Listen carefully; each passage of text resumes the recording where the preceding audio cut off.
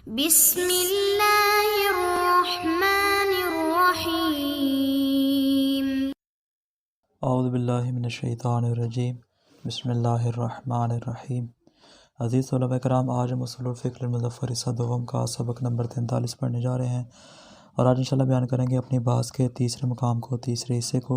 جو اس بارے میں کہ اگر کوئی شخص کسی امارہ یا کسی اصل کے اوپر عمل کرتا ہے اور بعد میں انکشاف خطا ہو جاتا ہے، البتہ اس صورت میں کہ کوئی معتبر دلیل، کوئی معتبر حجت آ جاتی ہے، وہ معتبر دلیل کیا کرتی ہے؟ اس کے امارہ اور اس کے اصل کے برخلاف کسی حکم واقعی کو بیان کر دیتی ہے۔ آیا اس کی یہ امارہ اور اس کی یہ اصل جو ہے وہ مجزی ہوگی، یا اس کو دوبارہ اس کے اوپر عمل کرنا ہوگا؟ اعادہ یا قضا کی صورت میں ہماری بحث کا عنوان یہ ہے۔ فرماتے ہیں کہ اگر مکلف امارات میں سے کسی امارہ یا اصل میں سے کسی ایک اصل پہ عمل کرے اور بعد میں کشف خلاف ہو جائے، آیا یہ امارہ یا اصل مجزی ہوگی یا مجزی نہیں ہوگی؟ بطور مقدمہ مصنف یہاں پر دو طرح کے نکات کو بیان کرتے ہیں۔ پہلا نکتہ یہ کہ تمام مسائل میں سے جو اب تک ہم نے بیان کیے، یعنی ہم نے کہا تھا کہ ہماری گفتگو 3 مقامات میں ہے، 3 مسائل میں ہے، فرماتے ہیں ان تمام مسائل میں سے جو تیسرا اور آخری مسئلہ ہے، فرماتے ہیں یہ سب سے زیادہ اہم ہے۔ کیوں؟ یہ مسئلہ دیگر مسائل کی نسبت سب سے زیادہ پیش آتا ہے۔ وہ اس طرح کے فرماتے ہیں کہ یہ مسئلہ جو ہے مجتہدین کو بھی اسی طرح پیش آتا ہے اور مقلدین کو بھی اسی انداز میں پیش آتا ہے۔ مجتہد کو اس طرح کہ ایک مجتہد مثال کے طور پہ ایک مدت کسی چیز کی حرمت کا فتویٰ دیتا ہے، تھوڑی دیر بعد جب کچھ زمانہ گزر جاتا ہے، بعد میں اسی چیز کے برعکس مثال کے طور پہ اس کی عدم حرمت کا یا بعض اوقات اس کے وجوب کا بھی حکم دے دیتے ہیں، یعنی اسی حرمت کا عوض قرار دیتا ہے کسی دوسرے فتوے کو۔ آیا اگر مجتہد اس طرح کا کام انجام دیتا ہے کہ وہ تھوڑے زمانے تک کسی چیز کی حرمت کا فتویٰ دے، بعد میں وہ کیا کرے، کسی چیز کو اس کا عوض قرار دے دے، تو کیا تمام اعمال کا اعادہ کرنا ہوگا یا وہ مجزی شمار ہوں گے؟ اس کو ہم انشاءاللہ اسی بحث میں بیان کریں گے۔ اسی طرح مقلد جب کسی مجتہد کی ایک مدت تک تقلید کرتا ہے اور بعد میں وہ اپنی تقلید کو بدل لیتا ہے اور کسی دوسرے مجتہد کی تقلید کرنے لگ جاتا ہے، تو جن مسائل میں دونوں مجتہدین کے فتاویٰ کے درمیان اختلاف پا جاتا ہے، تو آیا وہ پہلے والے مجتہد کے مطابق جو اس نے اعمال انجام دیے تھے، آیا وہ اعمال مجزی ہوں گے یا ان اعمال کا اعادہ کیا جائے گا؟ فرماتے ہیں ہماری بات اس اعتبار سے ہے کہ یہاں پہ جو کشف خلاف ہو رہا ہے وہ مجتہدین کو بھی شامل ہے اور مقلدین کو بھی شامل ہے۔ بس اگر کسی زمانے تک آپ کسی امارہ یا کسی اصل پر عمل کرتے رہیں،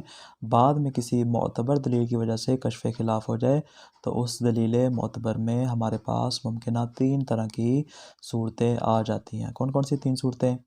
فرماتے ہیں پہلی صورت یہ ہے کہ مکلف کے آئندہ کے اعمال کا گزشتہ اعمال کے ساتھ کوئی تعلق نہ ہو، یعنی ہر امر جو ہے وہ، ہر تکلیف جو اپنی جگہ علیحدہ مستقل اور جدید شمار ہوتی ہو، اس کا گزشتہ فعل اور گزشتہ عمل کے ساتھ کوئی بھی تعلق نہ ہو۔ فرماتے پاس اس صورت میں جو حجت معتبرہ جو لاحقہ ہوگی، یعنی جو بعد میں آنے والی حجت معتبرہ ہوگی جو کشف خلاف کر رہی ہے، بس فرماتے اس صورت میں کیا ہوگا؟ اسی کے مطابق یہاں پر عمل کیا جائے گا۔ کیوں؟ اس لیے کہ پہلے والا عمل ختم ہو چکا ہے، اس کے ساتھ اس کا کوئی تعلق نہیں ہے، اس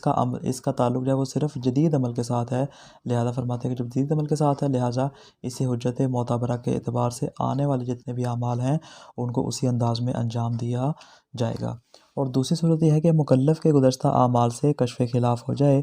لیکن اس کا کوئی اثر مترتب نہ ہو، یعنی اس کا تعلق تو ہو گزشتہ اعمال کے ساتھ لیکن گزشتہ عمل کا اب کوئی اثر باقی نہ رہا ہو۔ مثال کے طور پہ مجتہد کہتا ہے کہ حیوان کو تیز چھری کے علاوہ کسی دوسری چیز سے، مثال کے طور پہ لوہے کی چھری کے علاوہ پلاسٹک کی چھری سے، کسی اور چیز سے کیا ہے، ذبح کرنا جائز ہے۔ آپ نے حیوان کو ذبح کر لیا، اس کا گوشت استعمال کر لیا، اب اس کا گوشت بھی باقی نہیں ہے، اور بعد میں کیا ہو جاتا ہے، فتویٰ آ جاتا ہے مجتہد کا کہ تیز چھری کے علاوہ کسی اور چیز سے ذبح کرنا جائز نہیں ہے۔ تو اب چونکہ جو آپ نے جانور ذبح کیا تھا اس کو دوبارہ ذبح نہیں کر سکتے، اس کا گوشت بھی باقی نہیں ہے، گویا کہ اس کا کوئی اثر بھی موجود نہیں ہے۔ فرماتے ہیں کہ گویا کہ گزشتہ عمل تو ہے، یہاں پہ مجتہد کا جو فتویٰ ہے وہ آپ کے گزشتہ عمل کے ساتھ مربوط ہے لیکن اس کا کوئی اثر اب باقی نہیں رہا۔ اور تیسری صورت ہمارے سامنے یہ تھی گزشتہ اعمال کا آئندہ کے اعمال سے تعلق ہو، یعنی اس کا اثر بھی جو ہے اب تک باقی ہو۔ مثال کے طور پہ نماز کے بارے میں مجتہد فتویٰ دے دے کہ بغیر سورہ کے نماز پڑھنا جائز ہے، صرف سورہ الحمد پڑھ لو تمہاری نماز ٹھیک ہوگی، اس کے بعد دوسرا سورہ پڑھنا تمہارے لیے ضروری نہیں ہے۔ ابھی نماز کا وقت باقی تھا کہ کشف خلاف ہو جائے، اسی نماز کے ٹائم کے اندر مثال کے طور پہ آپ نے 12:30 1 بجے نماز پڑھ لی ظہر کی، اور 3 4 بجے 5 بجے مجتہد گیا تو کشف خلاف ہو جاتا ہے اور فتویٰ دیتا ہے کہ سورہ کا پڑھنا ضروری بھی ہے۔ پاس فرماتے ہیں اس صورت میں اگر تو وقت باقی ہے آیا اس کا اعادہ کیا جائے گا، اگر مثال کے طور پہ وقت گزر چکا ہے یا اس کی قضا کی جائے گی، یا اس کا پہلے والا عمل جو اس نے اول وقت میں نماز پڑھی تھی بغیر سورہ کے وہی مجزی اور کافی شمار ہوگی۔ فرماتے ہیں ان تین صورتوں میں سے جو تیسری صورت ہے یہ ہماری مورد بحث ہے۔ مصنف کے نزدیک، مشہور کے نزدیک موضوعات میں عدم اجزاء ہے، لیکن احکام کے باب میں بالخصوص عبادات کے باب میں اجزاء پر اجماع کا دعویٰ موجود ہے۔ یعنی چونکہ ہم نے کہا تھا ہماری بحث دو حصوں میں موضوعات کے بارے میں الگ ہوگی اور احکام کے بارے میں الگ ہوگی۔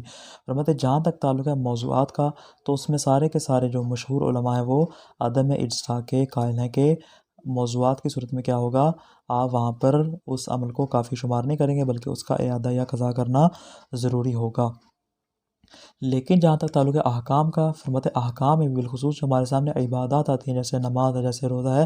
اس طرح کے جتنے مسائل ہیں، فرماتے وہاں پر اجزاء کے اوپر بعض علماء نے اجماع کا دعویٰ کیا ہے کہ ہمارے پاس اجماع موجود ہے جو کہ اس پر دلیل بنتا ہے۔ مصنف فرماتے ہیں کہ اجماع چونکہ دلیل خارجی ہے لہذا اس سے ہٹ کر اگر ہم دیکھیں کہ اجماع کے علاوہ ہمارے پاس کوئی ایسی دلیل موجود ہے جو کہ اس کے اوپر کیا ہو، ہمارے لیے حجت قرار بن سکے، فرماتے ہیں کہ اگر ہم اس اعتبار سے دیکھیں کہ ہم اجماع کو ہٹا دیں اور روایات کو بھی ہٹا دیں اور ہم دیکھیں قاعدہ اولیہ یہاں پہ کیا ہے، قاعدہ اولیہ آیا اجزاء ہے یا عدم اجزاء ہے، تو مصنف فرماتے ہیں قاعدہ اولیہ یہ ہے کہ یہاں پہ اجزاء نہیں ہونا چاہیے۔ لیکن فرماتے ہیں کہ اجماع اور روایات سے ہٹ کر دیکھیں تو ہمارے پاس کچھ ایسے بزرگان جنہوں نے دلیلیں پیش کی ہیں جیسا کہ صاحب فصول ہیں اور جناب کاشف الغطا ہیں، انہوں نے اجزاء کے اوپر کچھ دلیلیں پیش کی ہیں۔ ان کی بہترین دلیل یہ ہے کہ بعد میں آنے والی جو دلیل ہے وہ آئندہ کے اعمال کے لیے دلیل لاحقہ شمار ہوگی، لیکن اعمال سابقہ کے لیے جو پہلے دلیل تھی وہ چونکہ اپنے زمانے میں اس کے لیے حجت تھی، اس نے اسی دلیل کے مطابق عمل کیا تھا، لہٰذا اب اس عمل کا دوبارہ اعادہ یا قضا کرنے کی ضرورت نہیں۔ یعنی پہلے والی دلیل کا تعلق پہلے زمانے سے تھا اور جو اب دلیل آئی ہے اس کا تعلق آئندہ کے اعمال سے ہوگا، گزشتہ کے اعمال کے ساتھ اس کا کوئی تعلق نہیں ہوگا۔ یہ دلیل پیش کرتے ہیں جناب صاحب فصول اور جناب کاشف الغطا قدس سرہ۔ مصنف کہتے ہیں کہ حجت معتبرہ کے آنے سے تحول اور تبدیلی تو آئی ہے، لیکن فرماتے ہیں کہ یہ تحول و تبدیلی کے ہمارے پاس ممکنہ دو صورتیں ہیں، کیونکہ پہلے جب تھا وہ اسی دلیل کے مطابق عمل کر رہا تھا، لیکن یہ جو اب دلیل لاحقہ آئی ہے، یہ جو تبدیلی آئی ہے، فرماتے ہیں کہ یہ تحول و تبدیلی آ رہی ہے دلیل کی صورت میں، اس کی ہمارے پاس ممکنہ دو صورتیں ہیں، یا تو یہ اجتہاد میں تبدیلی ہے، یعنی جو دلیل آ رہی ہے ہمارے پاس خود اس حکم واقعی میں تبدیلی ہے، یا کیا ہے جو مقلد اس کی تقلید کر رہا ہے اس کی تقلید میں تبدیلی واقع ہوئی۔ تبدیلی کہاں پہ واقع آیا، اجتہاد میں واقع ہوئی ہے یا تقلید میں واقع؟ مصنف دونوں صورتوں کو الگ الگ بیان کرتے ہیں۔ فرماتے ہیں کہ الثالث الاجزاء فی الامارات والاصول مع انکشاف الخطأ بحجت معتبرہ۔ فرماتے ہیں امارات اور اصول میں امر کا مجزی ہونا اس صورت میں کہ بعد میں کسی معتبر دلیل سے اگر خطا منکشف ہو جائے۔ فرماتے ہیں وہذہ اہم و مسئلۃ فی الاجزاء من جہت عموم البلوى بها للمکلفین۔ فرماتے ہیں اجزاء کے باب میں جو اہم ترین مسئلہ ہے وہ یہی تیسرا والا مسئلہ، یعنی پہلے والے دو مسئلے اتنے عام نہیں جس قدر یہ تیسرا مسئلہ اہم ہے، اس اعتبار سے کہ مکلفین کو جو زیادہ تر مسائل پیش آتے ہیں وہ مسئلہ تقریباً اسی باب سے ہی ہوتے ہیں۔ فإن المجتہدین کثیرا ما یحصل لهم تبدل فی الرأی بما یوجب فساد اعمالهم السابقہ ظاہرہ۔ فرماتے اس لیے کہ مجتہدوں کو اکثر اوقات جو ہے وہ اسی طرح کا ان کے نظریات میں تبدل اور تبدیلی اور تحول لازم آتا ہے کہ جس کی وجہ سے ظاہراً جو ہوتا ہے پہلے والے تمام کے تمام اعمال موجب فساد ہوتے ہیں۔ مثال کے طور پر مجتہد حرمت کا فتویٰ دیتا ہے اور آپ کسی چیز کو ترک کر دیتے ہیں، حالانکہ عقیدت میں مثال کے طور پر واجب ہوتا ہے، بعد میں اس کی رائے تبدیل ہوتی ہے، اسی حرام کو مجتہد کیا کرتا ہے، واجب قرار دے دیتا ہے۔ وَبِتَّبْعِهِمْ الْمُقَلَّدُونَ لَهُمْ۔ فرماتے ہیں یہ مسئلہ صرف مجتہد کو پیش نہیں آتا بلکہ ان مجتہدین کی اتباع کرتے ہوئے جو ان کے مقلدین ہوتے ہیں ان کو بھی یہ مسئلہ بہت زیادہ پیش آتا ہے۔ وَالْمُقَلِّدُونَ أَيْضًا قَدْ يَنْتَقِلُونَ مِنْ تَقْلِيدِ شَخْصٍ إِلَىٰ تَقْلِيدِ شَخْصٍ آخر۔ اور خود جو مقلدین حضرات ہیں وہ بھی کیا کرتے ہیں، ہمیشہ ایک مجتہد کی تقلید میں باقی نہیں رہتے بلکہ اس کی تقلید کو چھوڑ کر کسی دوسرے مجتہد کی تقلید کرنا شروع کر دیتے ہیں کہ یخالف الاول فی الرأی، جو پہلے مجتہد کے ساتھ نظریے میں اختلاف رکھتا ہے، اور ایسا اختلاف ہے کہ بما یوجب فساد الاعمال السابقہ، جو پہلے اس نے مجتہد اول کے مطابق جتنے بھی اعمال انجام دیے تھے ان کے فاسد ہونے کا موجب بنتا ہے۔ یعنی یہ مسئلہ ایسا ہے جو مجتہدین کو بھی پیش آتا ہے جب ان کا نظریہ اور فتویٰ تبدیل ہوتا ہے، اور مقلدین کو پیش آتا ہے جب ان کی تقلید میں تبدیلی آتی ہے۔ یعنی یہی تحول و تبدیلی جس کی انشاءاللہ آگے مصنف گفتگو کریں گے۔ فرماتے فنقول و فی هذه الاحوال، فرماتے پس اس صورت میں ہم یہ کہنے پر مجبور ہیں کیا انہ بعد قیام الحجت المعتبرۃ اللاحقۃ بالنسبۃ الی المجتہد او المقلد لا اشکال فی وجوب الاخذ بها فی الوقائع اللاحقۃ غیر المرتبطۃ بالوقائع السابقہ۔ جو ہم نے 3 صورتیں بیان کی تھی ان میں سے پہلی صورت فرماتے ہیں کہ اس میں کوئی شک نہیں کہ جب کوئی حجت معتبرہ لاحقہ آ جائے، اور یہ حجت معتبرہ جو آ رہی ہے یا وہ مجتہد کے سامنے آ جائے یا وہ مقلد کے سامنے آ جائے، یعنی اگر تو اجتہاد کا باب ہے تو اس صورت میں مجتہد کے سامنے آئے گی، اگر تقلید کا باب ہے تو اس صورت میں مقلد کے سامنے، جب وہ اپنی تقلید کو تبدیل کرے گا۔ فرماتے جب اس کے سامنے کوئی ایسی حجت معتبرہ آ جائے جو کہ لاحقہ ہو، جو بعد میں آنے والی ہو، تو فرماتے ہیں لا اشکال فی وجوب الاخذ بہا، فرماتے ہیں کہ ایسی دلیل کے اوپر عمل کرنے میں کوئی حرج نہیں ہے۔ آئندہ جتنے بھی اعمال انجام دیے جائیں گے وہ اسی دلیل کے مطابق ہی انجام دیے جائیں گے۔ کس صورت میں؟ فی الوقائع اللاحقہ غیر المرتبطۃ بالوقائع السابقہ، اس صورت میں کہ جب آئندہ آنے والے جتنے بھی اعمال ہیں وہ پہلے والے اعمال کے ساتھ مربوط نہ ہو، ہر عمل اپنی جگہ جداگانہ اور مستقل حیثیت رکھتا ہو، اور بعد والے عمل کا پہلے والے عمل کے ساتھ کوئی تعلق نہ ہو۔ ولا اشکال ایضاً، اس طرح فرماتے دوسری صورت ہمارے سامنے کیا آتی ہے، کہتے ہیں اسی طرح کوئی اشکال نہیں، کوئی اعتراض نہیں ہے، کس میں؟ فی مضی الوقائع السابقۃ التی لا یترتب علیہا اثر اصلا فی الزمن اللاحق۔ فرماتے ہیں کہ ان تمام اعمال میں جو کہ پہلے تو گزر چکے ہیں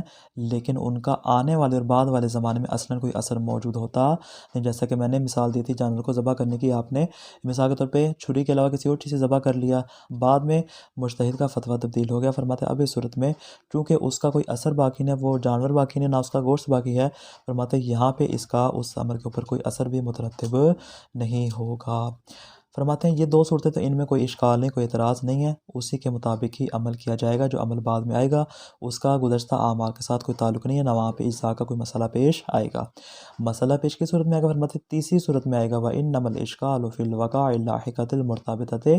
بِالْوَقَائِعِ السَّابِقَةِ۔ فرماتے ہیں اعتراض اس صورت میں آئے گا، ان واقعات میں آئے گا کہ جہاں پہ وہ بعد میں آنے والے اعمال پہلے والے اعمال کے ساتھ مربوط ہوں۔ مثال کے طور پہ مثل ملو کشف الخطا اجتہادا او تقلیدا فی وقت العبادہ، مثال کے طور پہ خطا آپ کو اجتہاد کے باب میں یا تقلید کے باب میں آپ کے سامنے ظاہر ہو جاتی ہے، لیکن خود عبادت کے وقت میں ایک عمل بمقتضی الحجت السابقہ، کہ اس نے عبادت کو انجام دیا لیکن پہلی والی دلیل کے مطابق، پہلی والی حجت کے مطابق اس نے امارہ کے اوپر عمل کیا یا اس نے اصل کے اوپر عمل کیا اور اپنی عبادت کو انجام دے دیا۔ اب ان کا شفل خطا فی خارج الوقت، یا عبادت کا وقت گزر چکا ہے، عبادت کا وقت باقی نہیں، نماز آپ کی قضا ہو چکی ہے، خارج وقت کیا ہے، خطا آپ کو منکشف ہو جاتی ہے۔ وکان عملہ مما یقضی کالصلاۃ، اور اس کا عمل ایسا ہو جو کہ موجب قضا ہو، کہ جو قضا کا تقاضا بھی کرتا ہے، جیسا کہ نماز کا ہوتا ہے کہ نماز اگر آپ کو معلوم ہو جائے کہ میں نے غلط انداز میں پڑھی تھی، اگر آپ کو کشف خلاف ہو جائے، فرماتے اس صورت میں ظاہر اس کی قضا کرنا پڑے گی۔ فرماتے یہ تو 2 مثالیں ہم نے دے دی عبادت کی، یا خارج وقت ہو یا داخل وقت ہو۔ اسی طرح فرماتے ہیں وَمِثْلُ مَا لَوْ تَزَوَّجَ زَوْجَةً بِعَقْدٍ غَيْرِ عَرَبِيٍّ اجتہادًا اَوْ تَقْلِيدًا، یا مثال کے طور پہ اس نے کسی عورت کے ساتھ ازدواج کیا ہو اور مجتہد نے فتویٰ دیا، مثال کے طور پہ کہا کیا کہ عقد جو ہے وہ غیر عربی میں پڑھنا جائز ہے، اس نے فارسی زبان میں یا پشتو زبان میں یا اردو زبان میں کیا ہے اس عورت کے ساتھ نکاح کر لیا۔ فرماتے ہیں یا تو اس نے اجتہاد کے اعتبار سے مجتہد تھا، یا اس نے تقلید کے اعتبار سے کیا کر لیا، اس کے اوپر عمل کر لیا، تو مقامت الحجت عندہ علی اعتبار اللفظ العربی والزوجۃ لا تزال موجودہ، اور فرماتے ہیں پھر اس کے اوپر حجت قائم ہو جائے اس اعتبار سے کہ وہ مجتہد فتویٰ دے دے، یا جو جس کی وہ تقلید کر رہا ہے مجتہد ثانی، وہ فتویٰ دے دے اس بات کا کہ لفظ نکاح کا عربی زبان میں ہونا ضروری ہے، والزوجۃ لا تزال موجودہ، اور اس کی بیوی بھی اب موجود ہے۔ آیا فرماتے اس کا یہ نکاح درست ہوگا یا نکاح درست نہیں ہوگا، یا اس نکاح کا اعادہ کرنا پڑے گا۔ فرماتے ہیں ہماری بات سے اس بارے میں ہے فَإِنَّ الْمَعْرُوفَ فِي الْمَوْضُوعَاتِ الْخَارِجِيَّةِ عدم الاجزاء۔ فرماتے ہیں جہاں تک تعلق ہے موضوعات کا، اس میں مشہور علماء کا یہی کہنا ہے کہ عدم اجزاء کے قائل ہوں گے، یعنی یہاں پر اس کا عمل مجزی نہیں ہوگا بلکہ موضوعات کے باب میں اسے دوبارہ اس عمل کا حکم واقعی کی صورت میں اعادہ کرنا پڑے گا۔ لیکن وہ اما فی الاحکام، جہاں تک تعلق ہے احکام کا، فقد قیل بقیام الاجماع علی الاجزاء لا سیما فی الامور العبادیہ۔ فرماتے ہیں جہاں تک تعلق ہے احکام کا تو بعض علماء نے یہ فرمایا ہے کہ ہمارے ہاں اجماع موجود ہے اس بات کے اوپر کہ اس طرح کا عمل مجزی ہوگا اور اس کا اعادہ کرنے کی ضرورت نہیں ہوگی۔ خصوصاً ان علماء نے دعویٰ اجماع کیا ہے اس میں بطور تاکید سے امور عبادیہ کو شامل کیا، جیسا کہ نماز والی مثال میں نے بیان کی تھی۔ فرماتے ہیں جیسا کہ یہ پہلی جو مثال گزری ہے اس کو شامل کر کے امور عبادیہ کے اوپر تاکید کے ساتھ اجماع کا دعویٰ کرتے ہیں بعض بزرگان۔ فرماتے ہیں وَلَكِنَّ الْعُمْدَةَ فِي الْبَابِ أَن نَبْحَثَ عَنِ الْقَاعِدَةِ ماذا تقتضی ہونا۔ فرماتے ہیں اجماع سے ہٹ کے ہماری یہاں اجماع مراد نہیں، اجماع جو ہمارے سامنے آئے گا تو پھر تو ہم ثابت ہو جائے گا۔ فرماتے ہیں اجماع سے ہٹ کے ہم دیکھیں کہ ہمارے پاس یہاں پہ کوئی ایسا قاعدہ اولیہ موجود ہے جو اس بات کا تقاضا کرے کہ آیا یا پہ اجزاء کے قائل ہوں یا پھر ہم عدم اجزاء کے قائل ہوں۔ حل تقتضی الاجزاء او لا تقتضی، آیا کوئی ایسا قاعدہ موجود ہے جو اجزاء یا عدم اجزاء کا تقاضا کرتا ہو؟ مصنف فرماتے ہیں جی ہاں بالکل قاعدہ اولیہ ہے۔ قاعدہ اولیہ کیا ہے؟ فرماتے ہیں والظاہر انہا لا تقتضی الاجزاء، جہاں تک تعلق قاعدہ اولیہ کا تو وہ عدم اجزاء کا تقاضا کرتا ہے۔ وخلاصۃ ما ينبغي ان يقال، فرماتے ہیں قاعدہ اولیہ تو ہمارے پاس آ گیا کہ اجزاء کا تقاضا نہیں، لیکن جو بزرگان فرماتے ہیں کہ اس مقام پر بھی اجزاء کے قائل ہوتے ہیں، ان کی گفتگو کا خلاصہ کیا فرماتے ہیں وخلاصۃ ما ينبغي ان يقال، زیادہ سے زیادہ فرماتے ہیں ہم یہ کہہ سکتے ہیں کہ اس کا خلاصہ یہ ہے کہ ان من يدعي الاجزاء لابد ان يدعي ان المکلف لا يلزمه في الزمان اللاحق الا العمل على طبق الحجة الاخیرة التي قامت عنده۔ جو افراد اس مقام پر بھی اجزاء کے مدعی اجزاء کے قائل ہیں، فرماتے لازم اور ضروری ہے کہ وہ اس بات کا دعویٰ کریں کہ جو مکلف ہے اس کے لیے آنے والے زمانے میں لازم اور ضروری نہیں ہے، لیکن کیا الا العمل علی طبق الحجۃ الاخیرہ، جو بعد میں اس کے پاس حجت لاحقہ آ رہی ہے اس کے مطابق اس مکلف کے لیے عمل کرنا ضروری ہے۔ التی قامت عندہ، جو اب اس کے پاس دوبارہ دوسری دلیل آئی ہے، چاہے اجتہاد کی صورت میں ہے چاہے وہ تقلید کی صورت میں، اب آئندہ جو اس نے اعمال انجام دینے ہیں فرماتے وہ تو بہرحال اس نے اسی حجت اخیرہ اور دلیل لاحقہ کے مطابق کیا کرنے انجام دینے ہیں۔ لیکن واما عملہ السابق فقد کان علی طبق حجۃ ماضیۃ علیہ فی حینہا، جہاں تک تعلق ہے فرماتے ہیں کہ اس کے پہلے والے اعمال کا، فرماتے پہلے والے اعمال بھی اپنی جگہ پر درست تھے، کیوں؟ اس لیے کہ جو اس زمانے میں حجت تھی اس حجت کے مطابق کیا کیا اس نے عمل کیا، گویا کہ پہلے والے اعمال اس کی حجت کے مطابق تھے، اب والے اعمال اولی حجت کے مطابق ہوں گے، لہٰذا یہاں پر اعادہ کرنے کی ضرورت نہیں ہوگی۔ فرماتے جو بزرگان مدعی اجزاء ہیں ان کی دلیل یہ ہے، جیسا کہ صاحب فصول اور جناب کاشف الغدا قدس سرہما فرماتے ولیکن یقال لہ، مصنف فرماتے لیکن میں ان سے ایک بات کہوں گا کہ آپ مجھے صرف اتنا بتا دیجئے کہ ان التبدل الذی حصل لہ اما ان یدعی انہ تبدل فی الحکم الواقعی او تبدل فی الحجت علیہ ولا ثالث لہما۔ فرماتے یہ جو یہاں پہ تبدیلی وارد ہو جائے، ہم نے کہا کہ پہلے جو تھا اس کے مطابق عمل کیا، اب فرماتے ہیں کہ مجتہد کا فتویٰ تبدیل ہو گیا یا اس کی جو مقلد تھا اس کی تقلید تبدیل ہو گئی۔ فرماتے یہ جو تبدیلی آ رہی ہے، جو تحول آ رہا ہے، یہ جو اس کا حاصل ہے یہاں اس کی ممکنہ دو صورتیں ہیں، یا تو حکم واقعی بدل چکا ہے، پہلے حکم واقعی اور تھا اب حکم واقعی بدل چکا ہے جس کی وجہ سے اجتہاد و تقلید بدل چکی ہے، یا یہ کہ حکم واقعی کے اوپر جو دلیل یہاں پہ قائم ہے آیا وہ دلیل تبدیل ہو چکی ہے، یہ حکم واقعی بدلا ہے یا حکم واقعی کی دلیل بدلی ہے، ولا ثالث لہما۔ فرماتے ان کا کوئی تیسرا یہاں پہ جز بنتا نہیں ہے۔ انشاءاللہ کل اس کو بیان کریں گے۔ خلاصہ کیا ہوا آج کے درس کا کہ یہ والا جو مسئلہ ہم نے بیان کیا یہ مہم ترین مسائل میں سے ہے جو تمام مجتہدین و مقلدین کو پیش آتا ہے۔ ہمارا اصول پر عمل کرنے کے بعد جب دلیل معتبر کے ذریعے کشف خلاف ہو جائے تو ہمارے سامنے تین ممکنہ صورتیں ہیں، آئندہ جو اعمال ہے گزشتہ اعمال کے ساتھ مربوط نہ ہو، گزشتہ جو اعمال ہے وہ آئندہ اعمال سے مربوط ہو لیکن گزشتہ پر کوئی اثر مترتب نہ ہو رہا ہو، اسی طرح تیسری جو ہمارے سامنے کیا آتی ہے گزشتہ اعمال کا آئندہ اعمال سے تعلق ہو البتہ اس کا اثر بھی اب باقی ہو، یہ والی صورت ہماری مورد بحث ہے، پہلی دو صورتیں اس میں شامل نہیں ہیں۔ مصنف کے ذریعے جہاں تک تعلق ہے موضوعات کا، فرماتے ہیں موضوعات میں قاعدہ اولی عدم